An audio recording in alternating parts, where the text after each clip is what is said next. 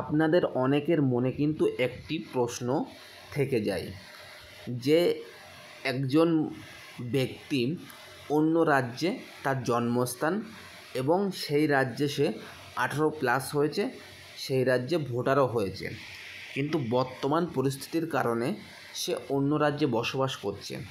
তাহলে সেই ব্যক্তির যে ভোটার কার্ড ছিল তার রাজ্যে, সেই কার্ড কি ট্রান্সফার করা যায়?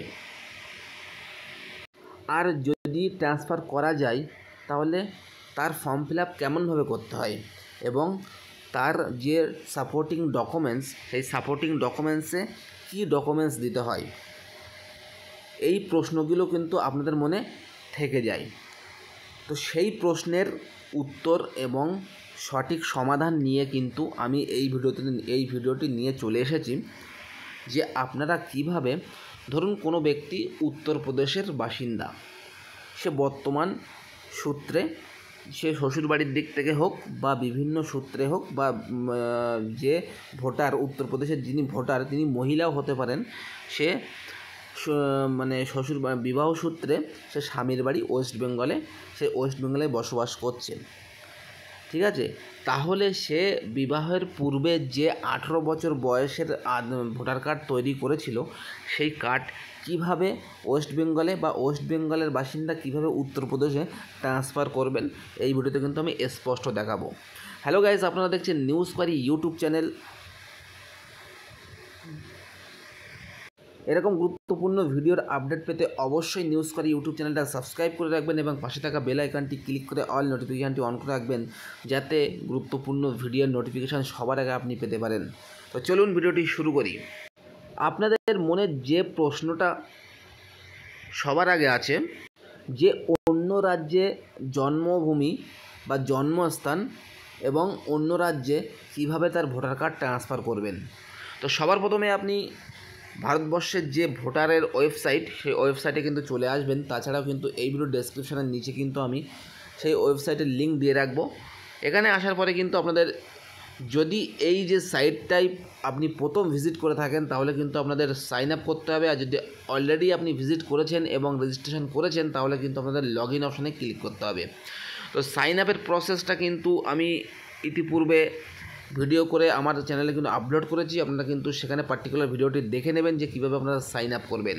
তো আমি কিন্তু সরাসরি চলে যাচ্ছি লগ ইনে, এবং লগ ইন করার পরেই লগ ইন অপশানে ক্লিক করার পরপরই কিন্তু এখানে আমি যে মোবাইল নাম্বারটি রেজিস্ট্রেশন করেছি সেই মোবাইল নাম্বারটি এখানে লিখবো এবং এখানে কিন্তু পাসওয়ার্ডটি লিখবো এবং এই ক্যাপচার কোডটি কিন্তু এখানে ফিল করে রিকোয়েস্ট ওটিপিতে ক্লিক করবো। তো চলুন ফিল আপ করে নেওয়া যাক। আইডি পাসওয়ার্ড দিয়ে লগ ইন করার সঙ্গে সঙ্গে কিন্তু আমাদের মোবাইলে বা যে নম্বরটি আমি লগ ইন করা ইউজার আইডি, সেই ইউজার আইডিতে কিন্তু একটি ওটিপি চলে এসেছে 6টা সংখ্যা, সেই ওটিপিটা কিন্তু আমি বসিয়ে নেব। আমি কিন্তু ওটিপিটা বসিয়েছি এবং এখানে কিন্তু আমি ভেরিফাই অ্যান্ড লগ ইনে ক্লিক করছি। তো ভেরিফাই অ্যান্ড লগ ইনে ক্লিক করার পরপরই কিন্তু আমাদের যে ড্যাশবোর্ড, সেই ড্যাশবোর্ডটা কিন্তু ওপেন হয়ে যাবে। দেখতে পাচ্ছেন আপনাদের সামনে কিন্তু ড্যাশবোর্ডটা ওপেন হয়ে গেছে, এবং ওপেন হওয়ার পর আপনারা যদি ট্রান্সফার করতে চান, ধরুন আপনার উত্তরপ্রদেশের বাসিন্দা, এখানে বিবাহ সূত্রে বর্তমানে স্বামীর বাড়িতে বা স্ত্রীর বাড়িতে ঘর জামাই বা স্ত্রীর বাড়ি থেকে আলাদা দূরে জমি জায়গা কিনে আছেন, সেক্ষেত্রে আপনি কার্ডটা ট্রান্সফার করতে চান, তাহলে কিন্তু আপনাদের সরাসরি চলে আসতে হবে 8 নম্বর ফর্মে। 8 নম্বর ফর্মে আসবেন। 8 নম্বর ফর্মে আসার পরপরই কিন্তু আপনাদের সামনে এরকম একটি ইন্টারফেস শো করবে। তো এখান থেকে কিন্তু আদার্স ইলেকট্রনিক্স আপনারা ক্লিক করবেন। ক্লিক করার পরপরই কিন্তু এখানে আপনাদের এপিক নাম্বারটা লিখবেন এবং এপিক নাম্বার লিখে কিন্তু সাবমিট অপশানে ক্লিক করবেন। আমি কিন্তু এক ব্যক্তির এপিক নাম্বার এখানে লিখেছি, যে এপিক নাম্বারটা কিন্তু ওয়েস্ট বেঙ্গলের এপিক নাম্বার নয়। প্রথম দেখতে পাচ্ছেন RJL, এটি কিন্তু উত্তরপ্রদেশের এপিক নাম্বার। তো আমি কিন্তু এপিক নাম্বারটা লিখেছি এবং সাবমিট অপশানে কিন্তু ক্লিক করছি।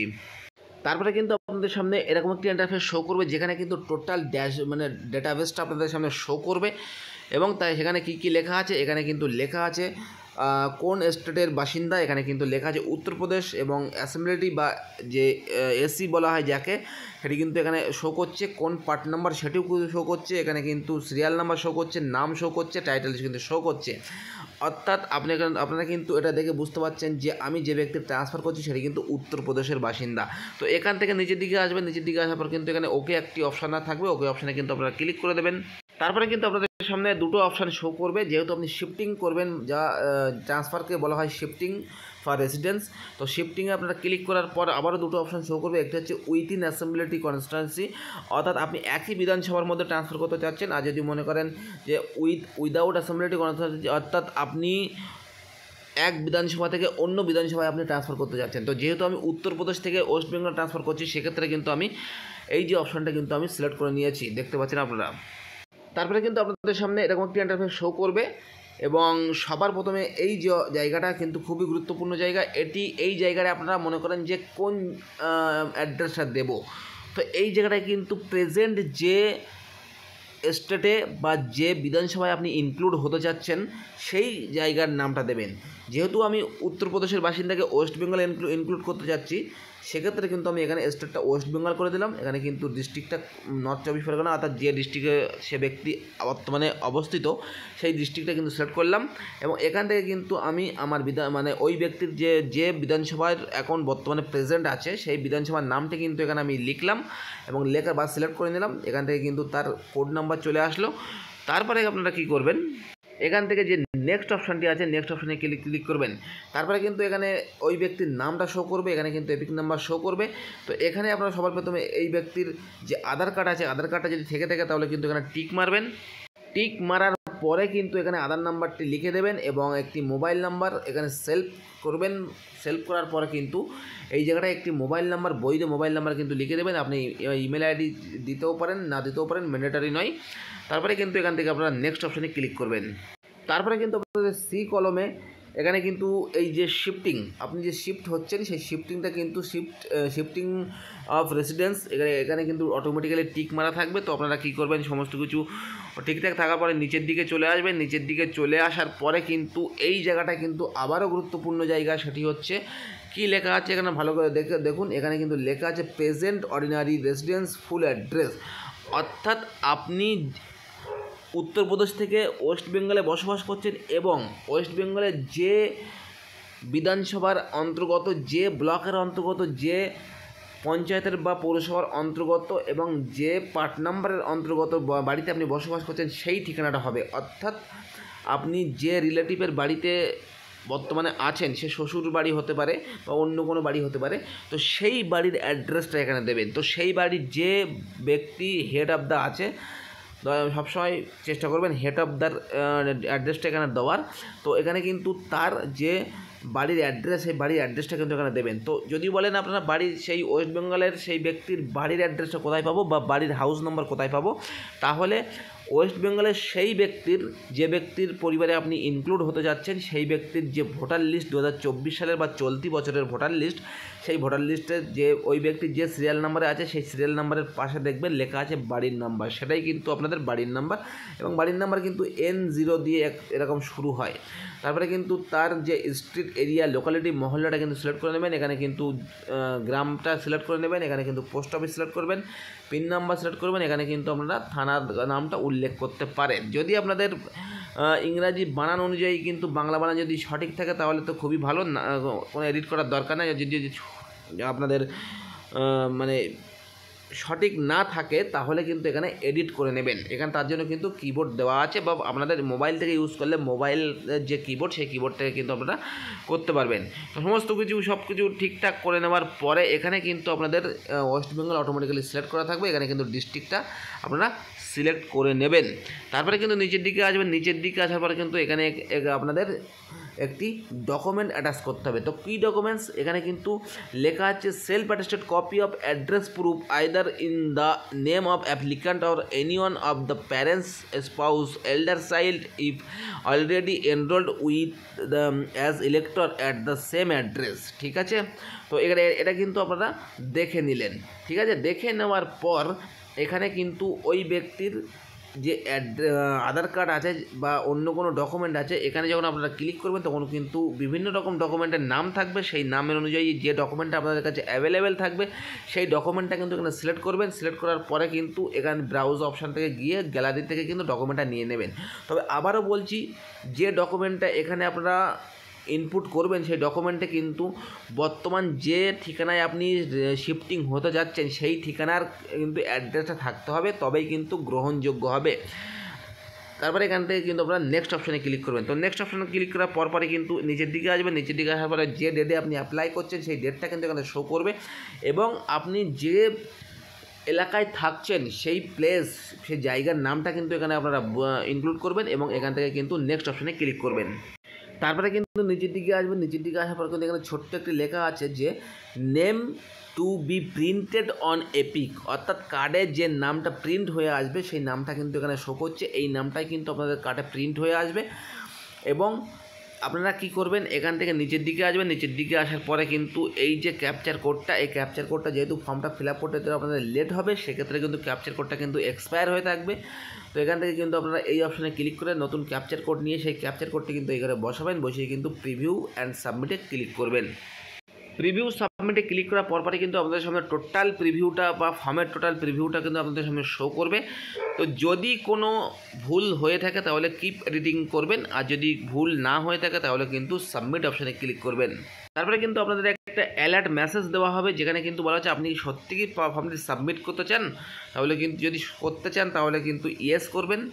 তারপরে কিন্তু আপনাদের সামনে এরকম একটি অ্যাকনোলেজমেন্টের একটি মেসেজ শো করবে, যেখানে কিন্তু আপনাদের রেফারেন্স নাম্বার লেখা থাকবে। নাম্বারটা কিন্তু নোট ডাউন বা স্ক্রিনশট মেরে নেবেন এবং এখান থেকে কিন্তু ডাউনলোড অ্যাকনোলেজমেন্ট, এই ডাউনলোড অ্যাকনোলেজমেন্টটা কিন্তু আপনারা ডাউনলোড করে নেবেন। এবারে আপনাদের ধরুন ফর্মটা ফিল আপ করা হয়ে গেল, এবারে আপনাদের করণীয় কী? যেহেতু এখন বর্তমানে সারা বছরই ভোটারের কাজ হয়, তো আপনাদের নিকটবর্তী যে বিডিও অফিস আছে সেই বিডিও অফিস থেকে আপনাদের ফোন করা হবে। যে নাম্বারটি আপনি ফর্মে ইনক্লুড করেছেন সেই নাম্বারে কিন্তু আপনাদের ফোন করবে যে আপনি একটা 8 নম্বর ফর্ম শিফটিংয়ের জন্য অ্যাপ্লাই করেছিলেন, তো আপনার সমস্ত ডকুমেন্টসপত্র নিয়ে যে ডেটে যেতে বলবে সেই ডেটে কিন্তু আপনাদের বিডিওতে প্রেজেন্ট হতে হবে। তো কী ডকুমেন্টস নিয়ে যাবেন? 1 নম্বরে আধার কার্ড নিয়ে যাবেন, যে আধার কার্ডটি কিন্তু আপনাদের বর্তমান রেসিডেন্স ঠিকানায় আছে।